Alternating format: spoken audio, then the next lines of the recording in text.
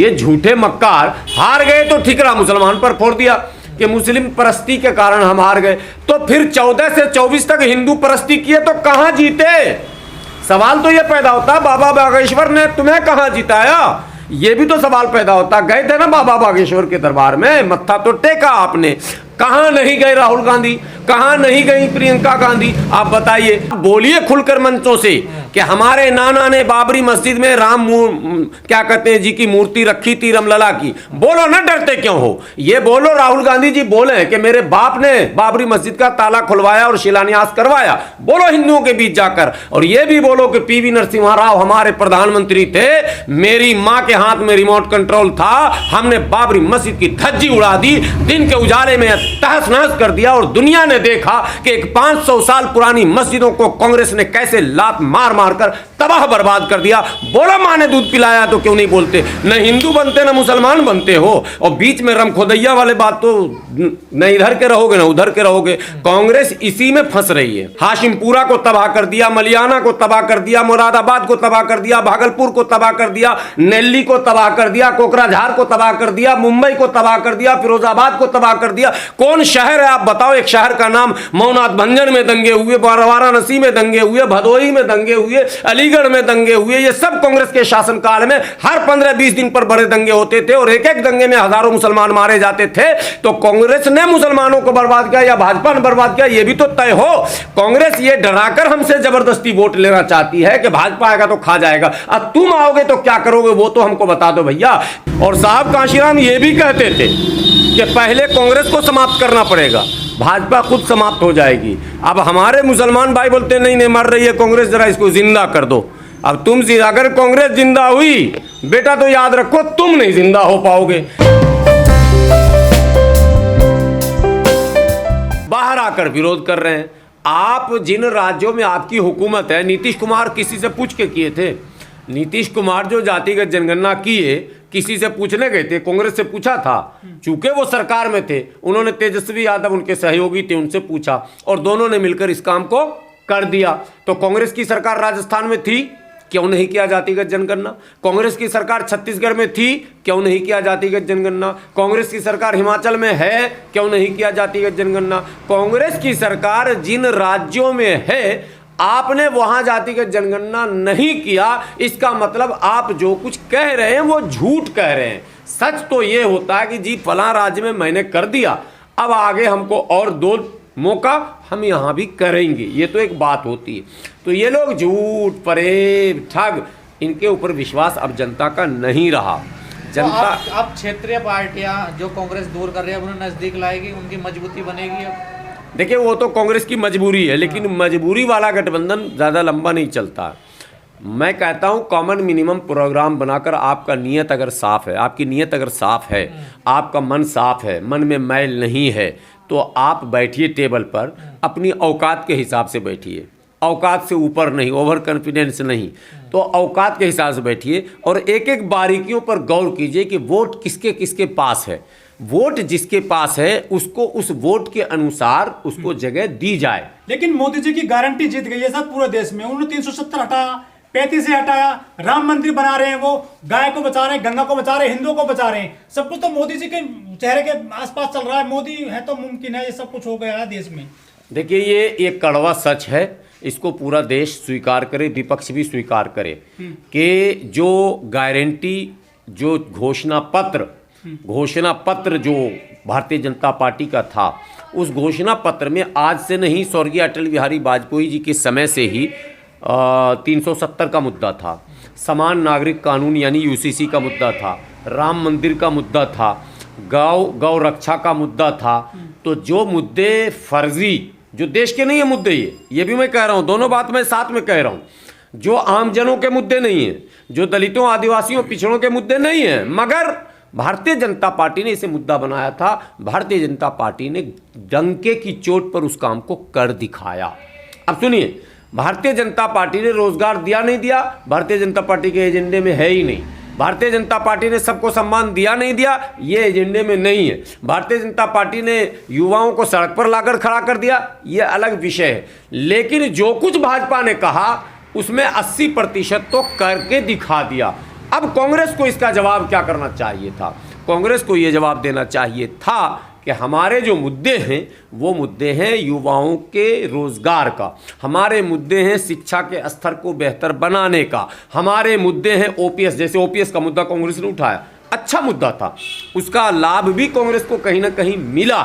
राजस्थान और मध्य प्रदेश में भी कांग्रेस इस भूल भुलैये में थी कि ओपीएस का फ़ायदा भी हमको मिलेगा, लेकिन सब जगह ओपीएस का फ़ायदा नहीं मिलेगा, कुछ उसमें टेक्निकल खेल भी होता है। अब मेरा कहना है कि विपक्ष के पास मुद्दे क्या हैं? क्या विपक्ष मोदी जी के सामने सरेंडर करने वाला है या विपक्ष मोदी जी को टक्कर दे सकता है?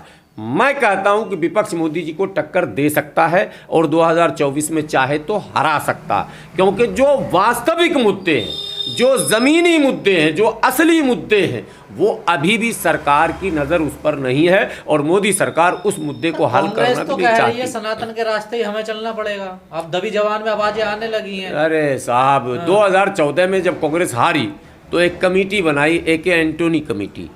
ए.के. एंटोनी ने रिपोर्ट दिया कि कांग्रेस के हार का कारण था मुस्लिम तुष्टीकरण, कांग्रेस मुस्लिम परस्त हो गई थी, इसलिए कांग्रेस हार गई थी। एंटोनी साहब बुढ़ाऊ, मैं ये न पता नहीं, कोई गृह मंत्री बन जाता तो अपने आप को सोचता कि हमसे ज़्यादा अक्लमंद कोई है ही नहीं, कोई मंत्री बना नहीं केंद्र में, उसने ये सोचा कि हमसे ज़्यादा आपको क्या। एंटोनी साहब ज़रा ये बताइए, 10 साल के वो शासनकाल 2004 से 14 मुसलमानों का क्या क्या किया कांग्रेस ने?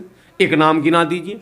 सच्चर कमेटी की रिपोर्ट 2005 में आई और आप 14 तक रहे। सच्चर कमेटी की किन सिफारिशों पर आपने अमल किया, हमको बता दीजिए। सच्चर कमेटी ने कहा था कि हर बड़ी मुस्लिम आबादियों में अस्पताल और स्कूल को खोला जाए। सच्चर कमेटी ने 341 पे धार्मिक प्रतिबंध हटाने की बात कही थी।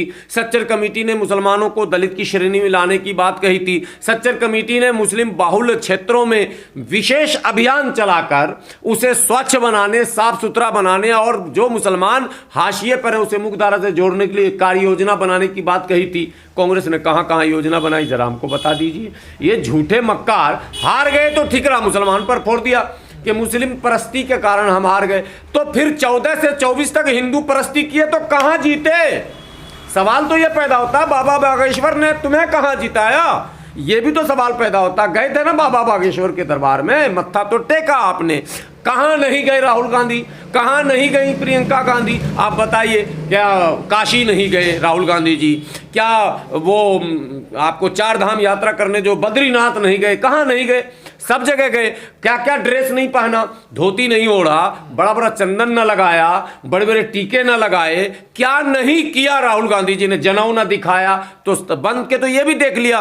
तो अब ए.के. एंटोनी साहब से पूछिए कि मुस्लिम परस्ती ने आपको हराया था या जबरन हिंदू बनने की कोशिश ने आपको हराया था? ये भी तय होना चाहिए। के अंदर यही बात चल रही है कि हमें हिंदू विरोधी बना दिया गया है अब बीजेपी नहीं, तो आप हिंदू समर्थक बन जाइए, हिंदू समर्थक बन जाइए। आप बोलिए खुलकर मंचों से कि हमारे नाना ने बाबरी मस्जिद में क्या कहते हैं जी की मूर्ति रखी थी, रामलला की। बोलो ना, डरते क्यों हो? ये बोलो, राहुल गांधी जी बोले कि मेरे बाप ने बाबरी मस्जिद का ताला खुलवाया और शिलान्यास करवाया। बोलो हिंदुओं के बीच जाकर। और ये भी बोलो कि पीवी नरसिम्हा राव हमारे प्रधानमंत्री थे, मेरी मां के हाथ में रिमोट कंट्रोल था, हमने बाबरी मस्जिद की धज्जी उड़ा दी, दिन के उजाले में तहस नहस कर दिया और दुनिया ने देखा कि एक 500 साल पुरानी मस्जिदों को कांग्रेस ने कैसे लात मार मार कर तबाह बर्बाद कर दिया। बोलो मां ने दूध पिलाया, तो क्यों नहीं बोलते? न हिंदू बनते न मुसलमान बनते हो, और बीच में रमखोदैया वाले बात तो न इधर के रहोगे न उधर के रहोगे। कांग्रेस इसी में फंस रही है। भाजपा का अपना क्लियर मामला है कि भाई वो कट्टर हिंदू है, और इसका मामला है कि आधे हिंदू हैं आधे मुसलमान है, तो जाओ, भारतीय भी नहीं बन पा रहे हो। तो इसलिए कांग्रेस की रणनीति ही कांग्रेस के हार का कारण है, इसमें कहीं कुछ नहीं। अब बेचारा मुसलमान है, इसको इतना डराया गया, भाजपा से इतना डराया गया कि मोदी आएगा तो तुमको खा जाएगा। अब 10 साल से तो मोदी है, कितना खाए उसका डेटा भी ले लीजिए। कांग्रेस ने कितना खाया उसका डेटा ले लीजिए। हाशिमपुरा को तबाह कर दिया, मलियाना को तबाह कर दिया, मुरादाबाद को तबाह कर दिया, भागलपुर को तबाह कर दिया, नेल्ली को तबाह कर दिया, कोकराझार को तबाह कर दिया, मुंबई को तबाह कर दिया, फिरोजाबाद को तबाह कर दिया। कौन शहर है आप बताओ? एक शहर का नाम मौनाथ भंजन में दंगे हुए, वाराणसी में दंगे हुए, भदोही में दंगे हुए, अलीगढ़ में दंगे हुए। ये सब कांग्रेस के शासनकाल में हर 15-20 दिन पर बड़े दंगे होते थे और एक एक दंगे में हजारों मुसलमान मारे जाते थे, तो कांग्रेस ने मुसलमानों को बर्बाद किया या भाजपा ने बर्बाद किया, ये भी तो तय हो। कांग्रेस ये डराकर हमसे जबरदस्ती वोट लेना चाहती है कि भाजपा आएगा तो खा जाएगा। अब तुम आओगे तो क्या करोगे वो तो हमको बता दो भैया। 23% मुसलमान जब नौकरियों में था 1952 में, तो 2% पर कैसे पहुंचा, यह सवाल हम कांग्रेस से करते हैं तो कांग्रेस इसका जवाब नहीं देती है। सिखों को 84 के में सड़कों पर आपने टायर में बांध बांध कर क्यों जलाया, यह सवाल आपसे न पूछे हम। आप अल्पसंख्यकों पर अत्याचार कर रहे हैं, ग्राम स्टैंड की हत्या हो रही है, आप बैठे हैं, चर्चों पर हमले हो रहे हैं, आप बैठे हैं, गुरुद्वारों पर आप बम बरसा रहे हैं, मस्जिदों को तोड़ रहे हैं। आपने कौन सा ऐसा काम नहीं किया, हमको यह बताइए। मोदी ने कौन सा ऐसा काम कर दिया जो आप कह रहे हैं? मोदी अगर मंदिर बनवा भी रहे हैं तो कोर्ट का सहारा लेकर, आपने तो कोर्ट की धज्जी उड़ाई। सुप्रीम कोर्ट में पीवी नरसिम्हा राव ने हलफ दिया था कि बाबरी मस्जिद में परिंदा भी पर नहीं मारेगा, उसके बावजूद परिंदा तो छोड़ दो, इंसान आकर मार के चला गया। तो कांग्रेस तो सुप्रीम कोर्ट को भी नहीं मानी। तो कांग्रेस तो बीजेपी से बड़ी हिंदू है, फिर हिंदू बहुत बड़ी कांग्रेस, गंगाधर ही असल शक्तिमान है। कांग्रेस ही भाजपा की माँ है, कांग्रेस ही भाजपा की नानी है, कांग्रेस ही आरएसएस की माँ है। और जब तक देखिए साहब कांशीराम कहते थे, क्यों नहीं दे रहे? अरे हिंदू जान रहे हैं कि है को अपनी है भाजपा भी, माने सिक्के का दो पहलू सुना है ना आपने।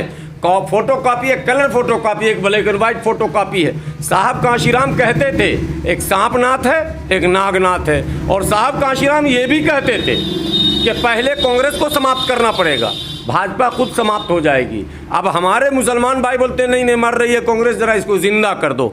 अब तुम अगर कांग्रेस जिंदा हुई बेटा तो याद रखो तुम नहीं जिंदा हो पाओगे। इसलिए मुसलमानों को भी चाहिए कांग्रेस को खत्म होने दो, और खत्म होने पर ताली बजाओ, जश्न मनाओ। जिस दिन इस देश से कांग्रेस खत्म हो गई, भाजपा अपने आप खत्म हो जाएगी।